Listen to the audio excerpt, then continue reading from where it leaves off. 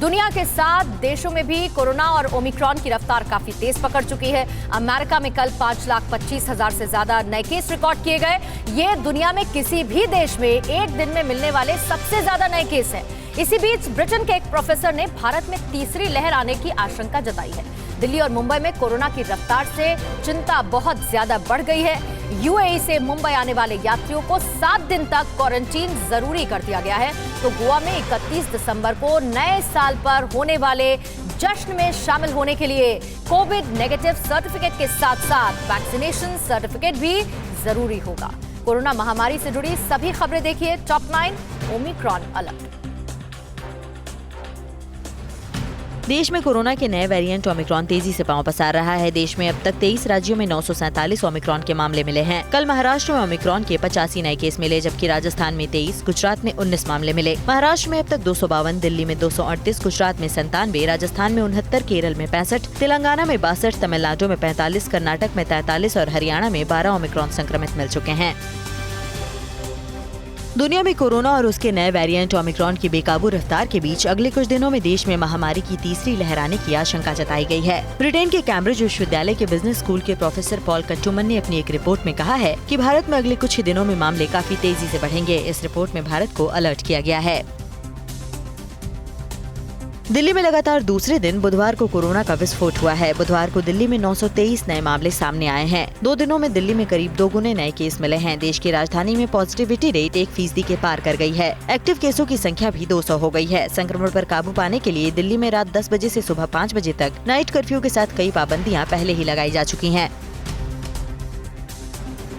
केजरीवाल सरकार में स्वास्थ्य मंत्री सत्येंद्र जैन ने दिल्ली में ओमिक्रॉन के कम्युनिटी स्प्रेड की आशंका जताई है। उन्होंने कहा है कि विदेश से नेगेटिव आने वाले लोगों की घर जाने के 5-7 दिन बाद दोबारा जांच कराने पर उनमें ओमिक्रॉन की पुष्टि हो रही है। इस बीच सूत्रों के हवाले से खबर है कि दिल्ली में अगले कुछ दिनों तक येलो अलर्ट जारी रहेगा और नई पाबंदियां लगाने पर फैसला आने वाले दिनों में लिया जाएगा। बुधवार को अकेले मुंबई में 2510 कोरोना के नए केस मिले हैं। एक दिन पहले मंगलवार को 1370 केस मिले थे। पूरे महाराष्ट्र में कल 3900 नए केस मिले हैं। जिस रफ्तार से मुंबई में नए केस बढ़ रहे हैं वो कोरोना की तीसरी लहर के आने की तरफ इशारा कर रहा है। स्वास्थ्य मंत्री राजेश टोपे ने लोगों को सावधानी बरतने की सलाह के साथ आशंका जताई है कि आने वाले दिनों में एक्टिव केसों की संख्या 20,000 तक पहुँच सकती है। हरियाणा के गुरुग्राम में कल कोरोना के 151 नए मरीज मिलने से शहर में संक्रमण को लेकर खतरा बढ़ गया है। गुरुग्राम में एक्टिव केसों की संख्या 500 के पार पहुंच गई है। इस बीच राज्य के गृह मंत्री अनिल विज ने बाजार के शाम 6 बजे के बाद बंद होने की खबरों को गलत बताते हुए इसे अफवाह बताया है। उन्होंने कहा कि ऐसा कोई आदेश नहीं दिया गया है। हरियाणा में पहले ही नाइट कर्फ्यू लगाया जा चुका है। देश और दुनिया में ओमिक्रॉन के बढ़ते खतरे के बीच प्रधानमंत्री नरेंद्र मोदी ने यूएई का दौरा टाल दिया है। पीएम मोदी 6 जनवरी को यूएई के दौरे पर जाने वाले थे। रणनीतिक रूप से पीएम का ये दौरा काफी अहम माना जा रहा था। इस दौरे में पीएम मोदी को दुबई एक्सपो में भी शामिल होना था। दुबई एक्सपो में भारतीय पवेलियन दुनिया भर के लोगों का आकर्षण का केंद्र बना हुआ है। दुनिया के कई देशों में कोरोना और ओमिक्रॉन के रोजाना आने वाले नए मामले पिछले रिकॉर्ड तोड़ रहे हैं। अमेरिका में पिछले 24 घंटे में 5,25,000 से ज्यादा कोरोना की केस मिलने से हड़कंप मच गया है। यहाँ पिछले 2 दिनों से कोरोना टेस्ट कराने वालों की कई किलोमीटर तक लंबी लाइन लग रही है। ह्यूस्टन में ड्राइव इन टेस्ट के लिए लोगों को लंबा इंतजार भी करना पड़ रहा है। अमेरिका के अस्पतालों में अब जगह कम पड़ने की नौबत आ गई है। WHO के अध्यक्ष टेड्रोस गैब्रेयेसस ने कहा है कि अगर नए वेरिएंट ओमिक्रॉन और पुराना डेल्टा वेरिएंट का कोई नया कॉम्बिनेशन आया तो महामारी की सुनामी आ सकती है। WHO के मुताबिक क्रिसमस के हफ्ते में दुनिया में 11% मामले बढ़े हैं। फ्रांस में कल कोरोना के 2 लाख नए केस मिले हैं, जबकि ब्रिटेन में ओमिक्रॉन के करीब 40,000 नए मामले सामने आए हैं।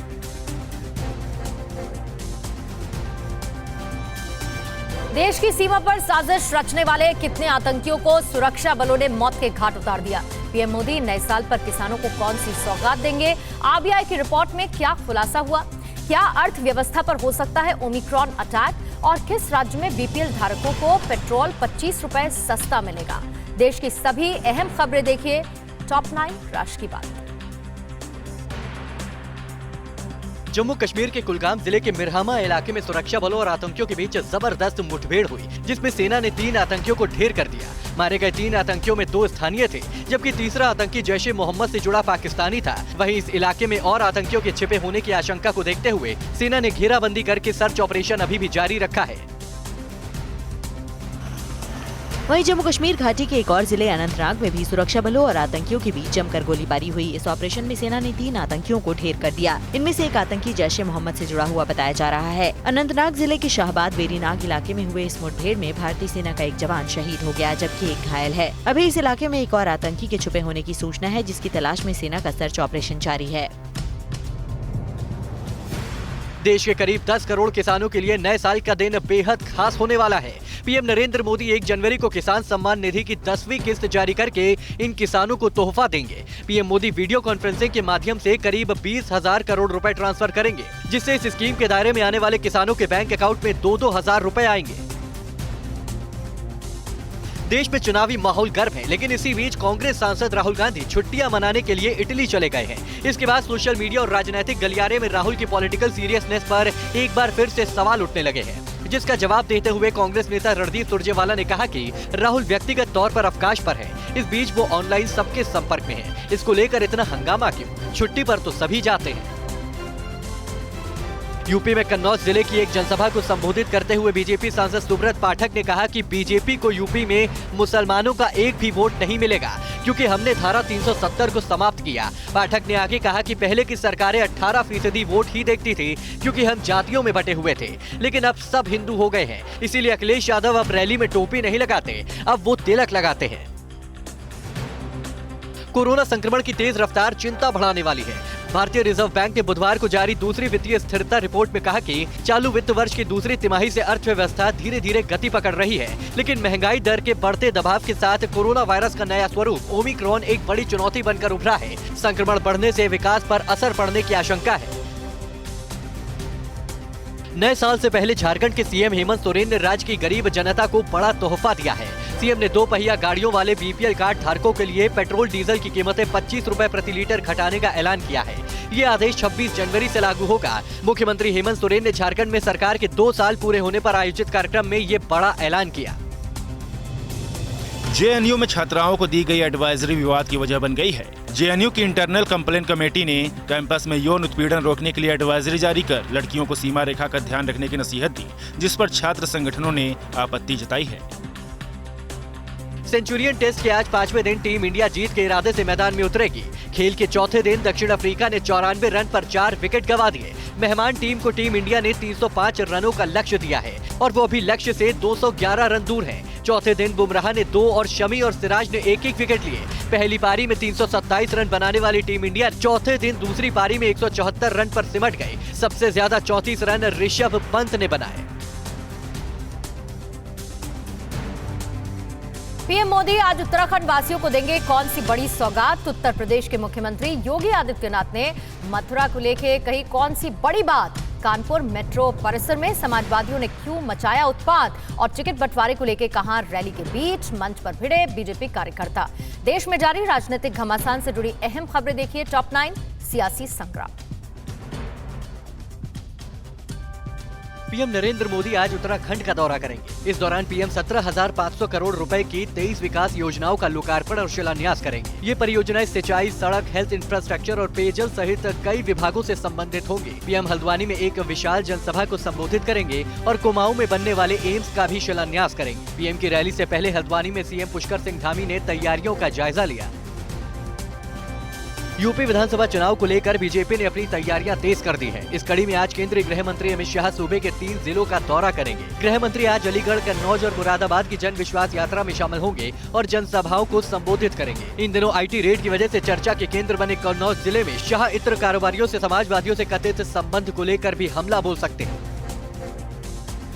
सीएम योगी आदित्यनाथ आज सूबे के 3 जिलों का दौरा करेंगे। योगी आज गोरखपुर, महाराजगंज और पीलीभीत का दौरा करेंगे। सीएम योगी गोरखपुर में वाटर स्पोर्ट्स कॉम्प्लेक्स का लोकार्पण करेंगे। इसके बाद कॉम्प्लेक्स के लिए लाई गई नाव पर बैठकर रामगढ़ ताल पर भ्रमण भी करेंगे। वहीं सीएम आज महाराजगंज का भी दौरा करेंगे और पीलीभीत में जन विश्वास रैली के जरिए जनसभा को संबोधित करेंगे।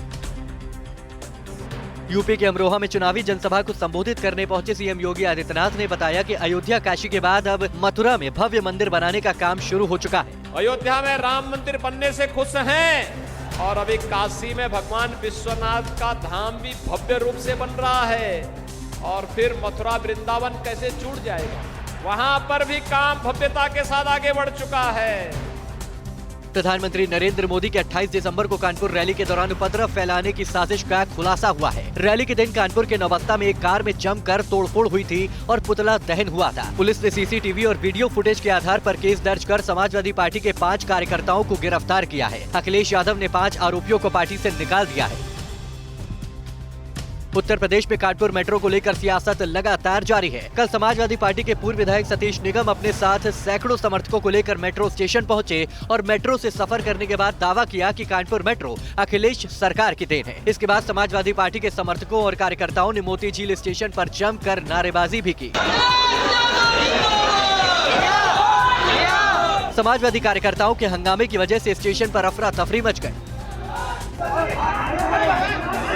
यूपी के कन्नौज में बीजेपी की जन विश्वास यात्रा कार्यक्रम के दौरान टिकट की दावेदारी को लेकर कार्यकर्ता मंच पर ही आपस में भिड़ गए। विवाद इतना ज्यादा बढ़ गया कि स्टेज पर ही धक्का मुक्की हो गई। इस दौरान बीजेपी के जिला उपाध्यक्ष विपिन दुबे के साथ भी हाथापाई की गई। हमारे पास सूची आ जाएगी। कार्यकर्ताओं को शांत करने के लिए बीजेपी के जिला अध्यक्ष मंच से टिकट कटवाने की धमकी देते हुए दिखाई दिए। जिसके भी समर्थक हैं तो यहाँ चढ़ना नहीं तो उसका टिकट कट जाएगा। मैं कह रहा हूँ ये बात। कोरोना के ओमिक्रॉन वेरिएंट के खतरों को देखते हुए उत्तराखंड के आगामी चुनाव को स्थगित करने की मांग को लेकर दायर याचिका को उत्तराखंड हाईकोर्ट ने स्वीकार कर लिया है और इलेक्शन कमीशन को नोटिस जारी किया है। कार्यवाहक मुख्य न्यायाधीश संजय कुमार मिश्रा और न्यायमूर्ति नारायण सिंह धनिक की खंडपीठ ने इस मामले की अगली सुनवाई के लिए 3 जनवरी की तारीख तय की है। चुनावी रैलियों में उमड़ने वाली भीड़ और कोरोना के खतरों को देखते हुए आगामी चुनाव में वर्चुअल रैलियों की मांग तेज होने लगी है। इस बीच बीजेपी सांसद और केंद्रीय मंत्री गजेंद्र सिंह शेखावत ने कहा है कि बीजेपी चुनाव आयोग के निर्देशों का पालन करते हुए वर्चुअल रैली के लिए तैयार है और हमने इससे पहले बंगाल के चुनाव में भी वर्चुअल रैली की थी। दिल्ली के सीएम अरविंद केजरीवाल आज कहां पार्टी के विक्ट्री मार्च में शामिल होंगे। दिल्ली के कपड़ा व्यापारी आज क्यों दुकानें बंद रखेंगे। उत्तर प्रदेश के झांसी रेलवे स्टेशन का नया नाम क्या है और बिहार के सीएम नीतीश कुमार पत्रकारों पर क्यों भड़के। राज्यों से जुड़ी खबरें देखिए टॉप 9 राज्य विशेष। चंडीगढ़ नगर निगम चुनाव में सबसे ज्यादा सीटें जीतने वाली आम आदमी पार्टी आज विजय मार्च निकालेगी। चंडीगढ़ के होटल अरोमा लाइट पॉइंट से शुरू होने वाले इस विजय मार्च की अगुवाई दिल्ली के मुख्यमंत्री अरविंद केजरीवाल करेंगे। 35 सीटों वाली चंडीगढ़ नगर निगम में आपको 14, बीजेपी को 12, कांग्रेस को 8 और अकाली दल को 1 सीट मिली है। जीएसटी की बढ़ी दरों से नाराज दिल्ली के रेडीमेड कपड़ा व्यापारियों ने आज अपनी दुकानें बंद करने का ऐलान किया है। दिल्ली के चांदनी चौक से लेकर गांधीनगर टैंक रोड सहित सभी बाजारों में इसका जोर शोर से विरोध किया जा रहा है। सरकार ने 1 जनवरी से रेडीमेड कपड़ों पर जीएसटी की दर 5% से बढ़ाकर 12% कर दी है। CAIT के महासचिव प्रवीण खंडेलवाल ने जीएसटी की दर पर फिर से विचार करने के लिए वित्त मंत्री को चिट्ठी लिखी है। उत्तर प्रदेश सरकार ने एक और रेलवे स्टेशन का नाम बदल दिया है। अब झांसी रेलवे स्टेशन वीरांगना लक्ष्मीबाई स्टेशन के नाम से जाना जाएगा। केंद्र सरकार से मंजूरी मिलने के बाद योगी सरकार ने नाम बदलने का आदेश जारी कर दिया है। अब रेलवे प्रशासन इस पर काम करना शुरू कर देगा। इसके तहत स्टेशन कोड भी बदला जाएगा। बिहार में शराबबंदी के खिलाफ समाज सुधार यात्रा पर निकले नीतीश कुमार मीडिया पर ही भड़क गए। मुजफ्फरपुर में नीतीश जब लोगों को संबोधित कर रहे थे तो उनकी नजर मीडिया कर्मियों पर पड़ी। कुछ मीडिया कर्मी अपनी जगह से इधर उधर हो रहे थे। इस पर नीतीश कुमार ने कहा कि अगर इधर उधर ही करना है तो कार्यक्रम से बाहर चले जाइए। भड़के नीतीश ने मीडिया वालों से कहा कि अगर आप लोगों को समाज सुधार अभियान से नफरत है तो यहाँ से चले जाइए। दिल्ली में छतरपुर के सतबरी गांव में एक बैंक में बिना मास्क पहने घुसने से रोकने पर कुछ दबंगों ने बैंक के गार्ड की पिटाई कर दी। जब बैंक के स्टाफ ने गार्ड को बचाने की कोशिश की तो आरोपी ने साथियों को बुलाकर बैंक में तोड़फोड़ की और बैंक के मैनेजर सहित सभी स्टाफ के साथ मारपीट की। इस बीच दिल्ली में पुलिस ने कल बिना मास्क वाले करीब 4300 लोगों का चालान काटा। तमिलनाडु पुलिस ने करीब 1500 मोबाइल फोन, 2.5 किलो सोने की ज्वेलरी, 183 दोपहिया गाड़ियां, 46 कारें और 12 ऑटो रिक्शा के अलावा कई कीमती बरामद सामान उनके मालिकों को सौंप दिए। ये सभी चीजें चोरी की गई थी। बरामद किए सभी सामानों की कुल कीमत करीब 5.5 करोड़ रुपया की गई है। उत्तराखंड के चमोली जिले में भारी बर्फबारी के बाद चारों तरफ बर्फ की सफेद चादर बिछ गई है। घरों की छतों पर और रास्तों पर कई फीट मोटी बर्फ जम गई है। बद्रीनाथ धाम और हेमकुंड साहिब सहित ऊंचाई वाले इलाकों में कई दिनों से बर्फबारी जारी है। जिले के करीब 21 गांव बर्फ की आगोश में आ गए हैं। रास्तों पर बर्फ जमने से आवाजाही में दिक्कतों का सामना करना पड़ रहा है। 2022 की मोस्ट अवेटेड फिल्मों में शुमार फिल्म लाइगर का पहला टीजर 31 दिसंबर को आएगा। करण जौहर निर्मित और पुरी जगन्नाथ निर्देशित फिल्म लाइगर से तेलुगु स्टार विजय देवरकोंडा बॉलीवुड डेब्यू कर रहे हैं। तेलुगु, हिंदी समेत फिल्म लाइगर कई भाषाओं में रिलीज होगी। लाइगर बॉक्सिंग पर आधारित एक्शन थ्रिलर फिल्म है। इस मूवी में अनन्या पांडे भी दमदार रोल में होंगी, तो लीजेंडरी मुक्केबाज माइक टायसन भी अहम भूमिका निभा रहे हैं। फिल्म लाइगर अगले साल 25 अगस्त को सिनेमाघरों में रिलीज होगी। स्विगी जोमैटो के डिस्काउंट पर अब कितना लगेगा जीएसटी? कच्चे तेल की बढ़ती कीमतों का पेट्रोल डीजल के दामों पर पड़ेगा कितना असर? और नए इलेक्ट्रिक व्हीकल्स से जुड़ी आज की बड़ी खबर क्या है? बिजनेस, मैन्युफैक्चरिंग और आर्थिक गतिविधियों से जुड़ी बड़ी खबरें देखिए मनी 9। स्विगी और जोमेटो ग्राहकों के डिस्काउंट पर अब टैक्स डिपार्टमेंट की नजर रहेगी। दरअसल 1 जनवरी से फूड ई कॉमर्स कंपनियां जीएसटी के दायरे में होंगी। इन सभी कंपनियों को रेस्टोरेंट की श्रेणी में रखा जाएगा। इन्हें ऑर्डर किए गए फूड की कुल कीमत पर 5% जीएसटी लगेगा। इससे ऑनलाइन फूड महंगा मिलेगा और डिस्काउंट ऑफर्स में कमी आएगी। सरकार ने एमवे, ओरिफ्लेम और टपरवेयर जैसे डायरेक्ट सेलिंग कंपनियों को पिरामिड स्ट्रक्चर के जरिए सामान बेचने पर रोक लगाने का फैसला किया है। इतना ही नहीं, डायरेक्ट सेलिंग कंपनियों को देश में कम से कम एक रजिस्टर्ड पता देना होगा। नए नियमों में डायरेक्ट सेलिंग कंपनियों को शिकायतों के निपटारे की व्यवस्था भी सुनिश्चित करनी होगी। जिन टैक्स पेयर्स ने वित्त वर्ष 2019-20 के लिए अपने आयकर रिटर्न्स का अभी तक ई वेरिफिकेशन नहीं किया है, तो अब वे इसे 28 फरवरी 2022 तक करा सकते हैं। आयकर विभाग ने ई वेरिफिकेशन की समय सीमा को आगे बढ़ाया है। अगर वेरिफिकेशन की प्रक्रिया पूरी नहीं होती है तो ये माना जाता है कि रिटर्न दाखिल नहीं किया गया है। विदेशी बाजार में कच्चे तेल की कीमतें फिर से बढ़ने शुरू हो गई हैं। इससे पेट्रोल डीजल और महंगा होने की आशंका बढ़ गई है। ग्लोबल मार्केट में ब्रेंट क्रूड का भाव $80 प्रति बैरल पर पहुंच गया है। जानकारों का कहना है कि मौजूदा स्तर से ब्रेंट क्रूड का भाव और बढ़ सकता है। इलेक्ट्रिक स्कूटर लॉन्च करने के बाद ओला इलेक्ट्रिक अब बैटरी चार्ज करने के लिए बुनियादी ढांचे के निर्माण पर ध्यान केंद्रित कर रही है। ओला इलेक्ट्रिक ने हाइपर चार्जर नाम से चार्जिंग नेटवर्क बनाने की शुरुआत कर दी है। ये चार्जिंग स्टेशन सभी बीपीएल पेट्रोल पंपों और रेजिडेंशियल कॉम्प्लेक्स में स्थापित किए जाएंगे। बजाज ऑटो ने पुणे के पास अकुर्डी में नई इलेक्ट्रिक व्हीकल फैक्ट्री की शुरुआत की है। कंपनी ने इस पर 300 करोड़ रुपए का निवेश किया है। इस फैक्ट्री की क्षमता सालाना 5 लाख इलेक्ट्रिक व्हीकल बनाने की है। इस फैक्ट्री से वाहनों का पहला लॉट जून 2022 में बनकर बाहर निकलेगा। इस फैक्ट्री में 800 लोगों को रोजगार मिलेगा। आईफोन बनाने वाली कंपनी एप्पल अब ऐसा फोन लाने वाली है जिसमें सिम लगाने वाला स्लॉट ही नहीं होगा। ब्राजील की वेबसाइट ब्लॉग डू आईफोन का दावा है कि एप्पल ये फोन सितंबर 2023 में लॉन्च करेगी। इस मॉडल का नाम आईफोन 15 प्रो होगा। सिम कार्ड स्लॉट हटा देने से आईफोन की वाटर रेजिस्टेंस क्षमता बेहतर हो जाएगी। भारतीय रिजर्व बैंक की फाइनेंशियल स्टेबिलिटी रिपोर्ट्स में बैंकों की सेहत को लेकर चिंताजनक अंदेशा जारी किया गया है। रिजर्व बैंक की इस रिपोर्ट में कहा गया है कि बैंकों का ग्रॉस नॉन परफॉर्मिंग एसेट यानी ग्रॉस एनपीए सितंबर 2022 तक बढ़कर 8.1 से 9.5% तक हो सकता है। एनपीए बढ़ना बैंकों की सेहत के लिए हानिकारक है। नेशनल पेंशन सिस्टम यानी एनपीएस से जुड़ी अच्छी खबर है। पेंशन नियामक पीएफआरडीए खाता धारकों को निवेश के पैटर्न में एक वित्त वर्ष में 4 बार बदलाव करने का विकल्प देने पर विचार कर रहा है। जल्दी इसकी शुरुआत की जाएगी। फिलहाल एनपीएस में साल में 2 बार निवेश पैटर्न बदलने की इजाजत है। मनी 9 की खबरों के लिए ट्विटर, फेसबुक और इंस्टाग्राम पर @money9live को फॉलो करें और वहीं मनी 9 के यूट्यूब चैनल को भी आप सब्सक्राइब जरूर करें। अंतरिक्ष में चीन की शक्तिशाली तीसरी आंख से अमेरिका और भारत के लिए खतरा बढ़ा है। एलएसी पर भारतीय सीमा पर पड़ रही कड़ाके की सर्दी में चीनी सेना के हौसले पस्त हो चुके हैं। मोर्चा छोड़कर भागे चीनी सैनिक और चीन के साथ मिलकर पाकिस्तान की भारत के खिलाफ नई साजिश क्या है? चीन पाकिस्तान की साजिशों से जुड़ी बड़ी खबरें देखिए टॉप 9 चीन पाक साजिश। चीन ने अब अंतरिक्ष में अपनी महाशक्तिशाली तीसरी आंख को तैनात कर दिया है। चीन का ये अत्याधुनिक सैटेलाइट आर्टिफिशियल इंटेलिजेंस और शक्तिशाली कैमरों से लैस है। दावा है कि ये सैटेलाइट किसी भी देश में सड़क पर जा रहे सेना के वाहनों को कुछ सेकंड में पहचान लेगा। चीन के इस जासूसी सैटेलाइट से भारतीय सेना की मुश्किलें बढ़ सकती हैं। चीन का दावा है कि इस सैटेलाइट से अमेरिकी शहरों की भी साफ तस्वीरें ले सकता है।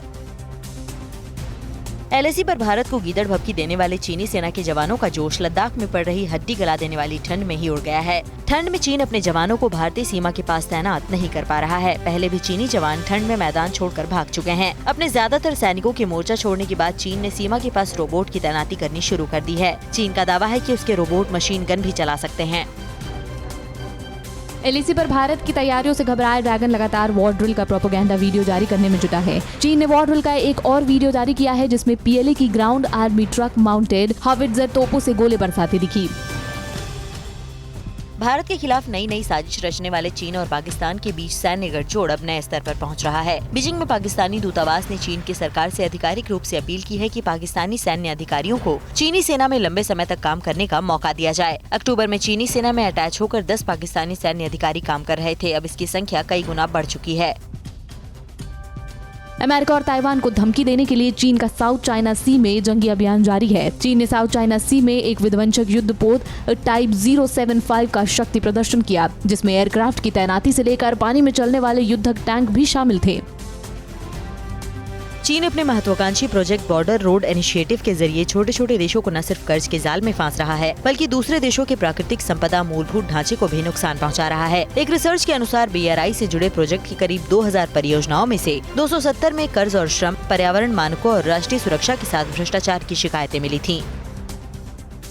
अमेरिका के भारी भरकम रक्षा बजट को लेकर चिढ़ा चीन अपनी खींच निकालने में लग गया है। चीन के सरकारी अखबार ग्लोबल टाइम्स ने कहा है कि इससे चीन पर कोई असर नहीं पड़ेगा। ये अमेरिका की शीत युद्ध की मानसिकता को दर्शाता है। अमेरिका भारी भरकम बजट से चीन के भीतर माहौल खराब करना चाहता है। अमेरिका को अपने बढ़ते कर्ज की चिंता करनी होगी। 2022 के लिए अमेरिका ने रक्षा के लिए $768 अरब का बजट बनाया है।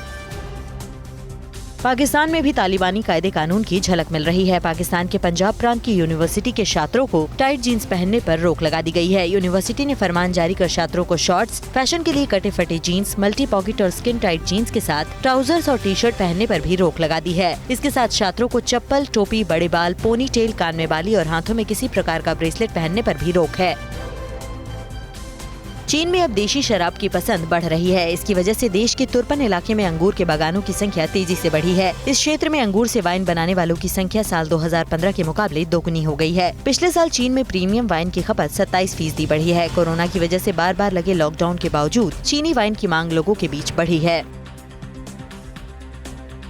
अड़ी सोमवार से शुक्रवार शाम 6 बजे सिर्फ TV9 भारतवर्ष पर।